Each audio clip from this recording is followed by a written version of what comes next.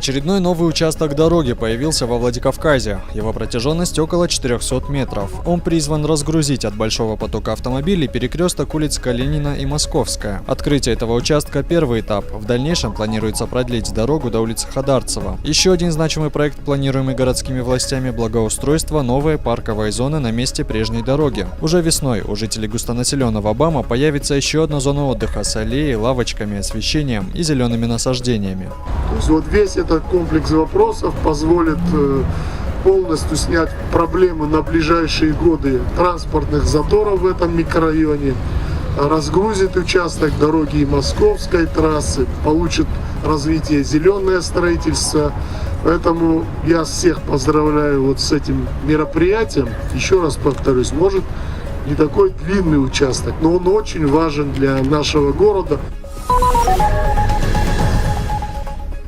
Победительница республиканского конкурса на звание лучшего учителя года Неля Хлыпина приняла участие во всероссийском этапе, который состоялся в Москве. По итогам 12 дней соперничества она вошла в список 15 лауреатов из 82 по России. Ее и остальных лучших педагогов республики чествовали во Владикавказе. Учителей поздравил министр образования и науки Алан Угоев, он вручил лучшим из лучших почетные награды. Когда я услышала свою фамилию, я была в растерянности.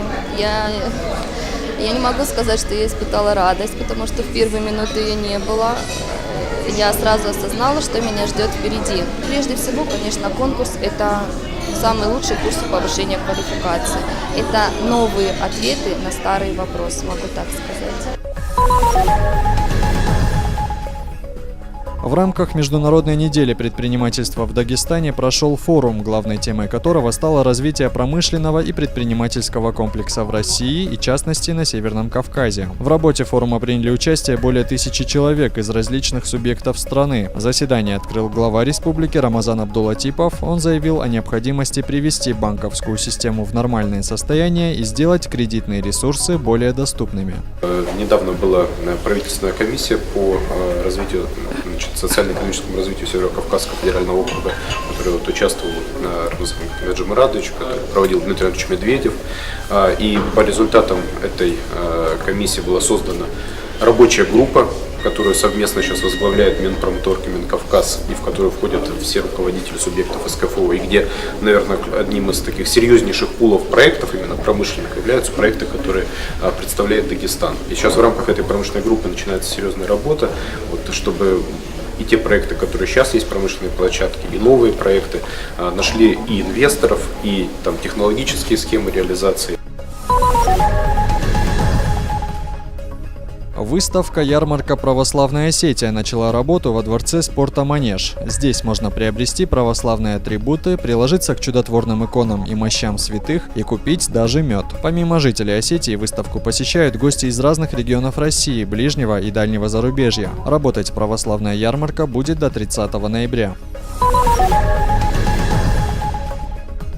Актуальные вопросы православия, этноса и культуры Северной Осетии обсуждают на ежегодном форуме «Свято-Георгиевские чтения». Церковно-общественный форум стартовал в праздник Святого Георгия. Научная часть мероприятий проходит на базе Северо-Осетинского государственного университета. Среди почетных гостей форума проректор СОГУ профессор Тамерлан Камболов, а также муфтий Северной Осетии Хаджимурат Гацалов. Специалисты обсуждают ряд проблем, в том числе возрождение национального языка и культуры.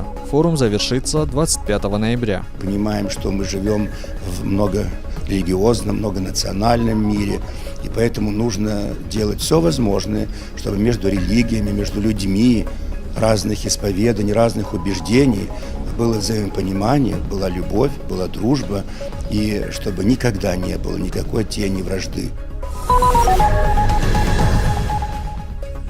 В Москве состоялось уникальное событие в мире боевых искусств. В рамках ежегодного форума «Битва чемпионов 7. Школа против школы» на ринге сошлись 22 чемпиона мира и Европы из 16 федераций единоборств. Так, поединок Вьетводао против Сене завершился по истечении 34 секунд первого раунда в пользу североостинского бойца Антона Абрамова. Бой проходил по универсальным правилам рингового боя. Воспитанник бойцовского клуба «Скиф» провел молниеносную серию ударов и не оставил никаких шансов своему сопернику Александру Федотову, отправив его в нокаут левым боковым. На счету 25-летнего бойца из Осетии уже 46 боев, 39 побед и 7 поражений.